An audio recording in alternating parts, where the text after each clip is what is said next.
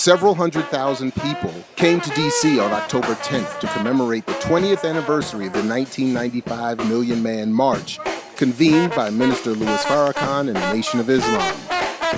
In advance of our forthcoming special on the march, a closer and more critical look at the politics and histories involved with march supporters, organizers, and critics, we first wanted to check in with event attendees, the people making up the crowds, as to why they were there and how it made them feel. Here it is. Check it out.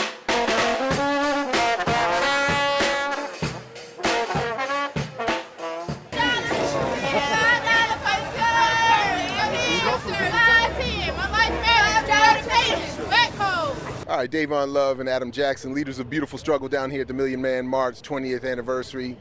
So far, how do you feel? What has been your experience so far, and what do you expect to get out of this? It's been cool, the experience of having a lot of people down here from various different ideological perspectives, different organizational backgrounds, people who are novice organizers versus people that have been doing it for a while, elders, young folks. So it's a good mix of people here. I think it's a great source of inspiration for a lot of people who've never really been involved with something like this, especially to talk about the Million Man March 20 years later and being able to be a part of it and be able to take a bus down and take a train down and be a part of this type of celebration. So to me, it's a good point of inspiration. Dr. Greg Carr, Howard University, 20th anniversary of the Million Man March.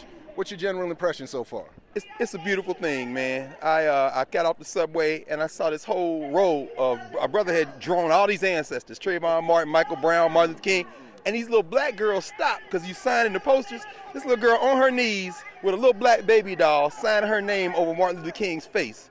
Come on, man.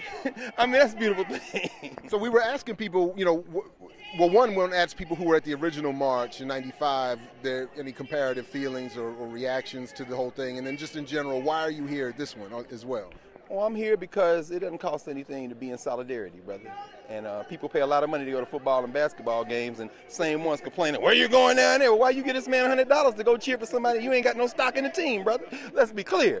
But so I'm worse, they just keep losing and breaking your heart anyway. Right, and then you put a Native American head on your chest and gave them some more money, and they still lost. So yes, that's number one, here to be in solidarity. And number two, man, I was here 20 years ago. And that electricity, man, that feeling was unbelievable, as you remember, man. It's unbelievable. And so today, as people continue to come on a beautiful day like this, there are more children, there are more families, there are more sisters. I see some Latino kids around. I saw some LGBTQ kids. The only reason I know that is because they had it on the sign saying, we stand in solidarity with Farrakhan. I'm like, come on. America makes a call for justice, and as usual, the Africans are the first out, and everybody who wants it comes with us. So if you want to see what America looks like, people should be down here on the National Mall, brother. That's well said. That's it, man. That's it. Oh, Thank man. you very much, man. So tell us how you feel so far. I realize you guys weren't old enough to be at the original Million Man March 20 years ago, but tell us a little bit about why you're here and how it feels to be here so far. I'm here because I'm trying to get as much knowledge as I can and understand what it meant for my father and all those people that came before me to be at this march and kind of just feel their presence and feel that energy. So and are you feeling it? Oh yes, it's beautiful. I've never seen this many black people that are so happy to be around each other. That is the most amazing part to me. We were on the train, everybody was smiling, everybody was happy. So it's a beautiful day today, a beautiful day.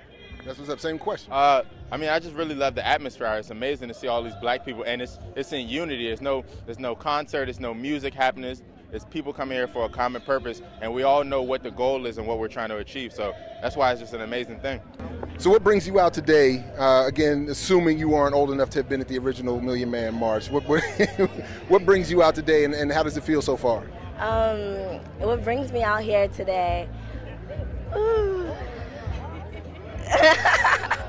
I'm just here to, I feel like when Minister Farrakhan reached out to our generation more so than the older generation, and when he spoke to us, we kind of we all got this bright eye, and we just want to hear him speak and just get his insight on what to do next in the sense of organizing our communities and Are you talking about when he came to Morgan? Were you at that event? He did come to Morgan, but he's also doing radio interviews with the Breakfast Club, which is that's way reaching to our generation and our younger generation because that's what we listen to. So you saw him on the Breakfast Club making the call, and you felt it was important to come on out. Yeah, I did. I mean, even though the interview wasn't that great, his opinions didn't waver, and I felt that like he was calling out to our generation because we are very tired, and we have the social media on our side. We have a lot of things that are aiding us, and we have history. We can't repeat the same mistakes. We have to look back at what we did to move forward. Like, there's so many things on our side. It's our time now to make the change, so I think that we're riled up and we're ready to go. All right, that's what's up. Same question. What brings you out today, and how does it feel so far? I'm here because I actually live here. So I guess when the first one was, my dad came, so I was 1. So I came to experience for myself, and it's also my project for my class. So, I mean, I just think, like, it's a good environment. Like, this is the first time I've been out here, and it hasn't been, like, no drama this weekend. Like, it's just everybody came together for, like, a good cause. So you inspired going forward to become more politically active, or any kind of impact like that on yourself, going forward politically, community activist-wise? I mean, I'm not really a political person, but, I mean, this kind of makes me want to be more, like, because everybody's voice matters, so. All right. Well, thank you both very much. It killed my ancestors. Fuck this flag. That's how I feel. Fuck this flag. How would you like to be identified with the Real News Network? Any way you'd like to be identified? I need you. I need you? Yeah. And why are you picking on this flag? This flag picked on me first. Real simple. It killed my ancestors. It's imperialism, capitalism. It's the reason why I struggle every day. It's the reason why the fuck we here right now. If it wasn't for this flag, we wouldn't. I hear people saying that they don't mind you stepping on the Confederate flag, but this one is a problem. Why? How do you make the distinction, or do you make the distinction? To me, they're one and the same, but really, this flag killed way more people than that flag has, so I don't really see what you're talking about right there. It's a ridiculous statement to me. Yeah. Anything else you would want to say about why you're doing this? Protect the black woman and child, black supremacy all day. Thank you very much.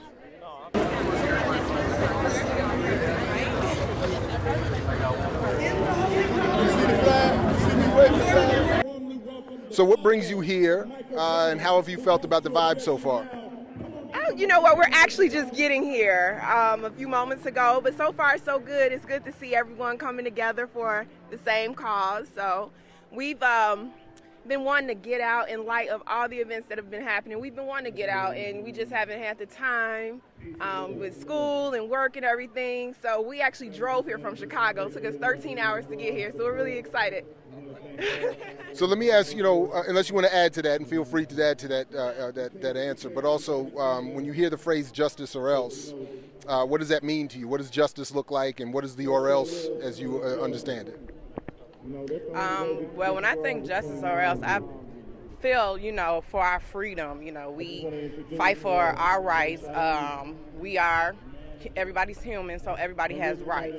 Like how we have the movement like Black Lives Matter, I feel like that's really relevant right now because it's like a lot of people always want to interject and say all lives matter, but we're focusing on Black lives because that's what's being affected right now. That's what's like we're getting killed day by day, so that's the point of this whole movement. I'm just happy to be here. So, what are your thoughts today?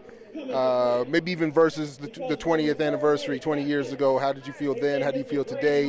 What do you think the value is of these gatherings, of course, and why are you here? I didn't go the last time because I was trying to give brothers their space. I really felt like it was a man thing, that they needed it very much, so I definitely stayed home and stayed out of it. I came this time because the whiteification of my neighborhood has me starving for black faces. And where's your neighborhood? 14th and around 14th in Florida, Northwest, in D.C. Yeah. So it was like, I didn't come for an agenda. I just wanted to be around black people who felt like smiling at each other for a whole day, all right? And the first thing I heard when I rolled up was Spanish. And like I just told you, I looked at the screen and saw a blonde woman and turned around to my girlfriend and said, we in the right place? Well, this march is, they've made a specific point of reaching out to more communities and inviting them to be here. That was something I've noticed that was very different than the original. So maybe that's what's going on. Maybe that's part of this call, the mission of this particular call. But you're not feeling that? In the original, there was a kind of feeling among people that I don't think white folks felt like they could just walk up and down in the middle of the group. Well, they sure walking up and down in the middle of the group right now. There's a little white girl over there listening. She was more excited than I was. I mean, jumping up and down about stuff. So I can't be disappointed. I did not have expectations except to be with black people just for a moment. The or else should have been done like 20 years ago. Okay? Well, that was one of the questions we're asking people. What is the or else as you understand it? What should the or else be? It seems to be a vague and differently defined term, no matter depending on who you talk to here. Well, it sounds like they're talking specifically about boycotting, commercialism during Christmas.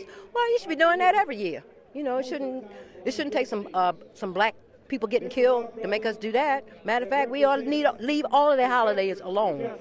All right. So, what do I think will come out of it? History, a feeling of having been someplace where something historic happened. But these same folks, I won't be surprised if 2 hours from now they be running down there to the Taste of D.C., get something to eat, and then run back. Okay?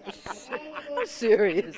You know I am. I know and worse, you're probably right. Yeah, and won't feel any contradiction or any problem going back and forth between the two of them. So God bless them. So yeah, we're just getting people's impressions of the march. How has it been for you so far today? Well, we just arrived down here at the march. We had a central meeting place for meeting up with some friends. I got to tell you though, I didn't think there was going to be a big turnout, but there's just so many people down here. It seemed like it was more last time when I was here 20 years ago. But still, this is a really nice turnout. I was happy to see that, and everybody's in a real positive spirit, just coming together. So I'm happy about that. Being that you were at the first one 20 years ago, is there anything you'd like to see happen differently going forward from today that maybe didn't occur or occur as much as you would like 20 years ago? Well, I've noticed that a lot of grassroots organizations are doing things around it. I know like the National Black United Front has some event going on later today. So it seems like organizations are really capitalizing on more than just a march, but just connecting people together, trying to make some concrete steps to come out of this. I don't think it's necessarily about the organizers or the people on the platform. It's more about the organizing that comes out of this and the grassroots organizations and mobilization that comes out of this. So as someone who's familiar with the law, how would you say we've made advances in this country, legally speaking, in terms of the apparatus of law in this country and its relationship to black people? I think the law has been consistent in its treatment of black people. That's a good answer. Okay. No, it's an unfortunate. I'm half joking. In all seriousness, it's criminal what the criminal justice system has done to black people in this country. I would like to see, what Jared said, advancement. I would like to see improvement in that system. Just at a very fundamental level, people don't usually have this level of discussion, but I think it's wrong to put a human being in a cage. That just fundamentally is a wrong thing to do in a society. If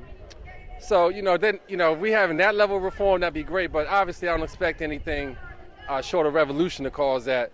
But to the extent that we have the criminal justice system that we're in, that we need good, conscious black attorneys, black judges, black prosecutors, black public defenders to lessen the detrimental effects of this apparatus upon us.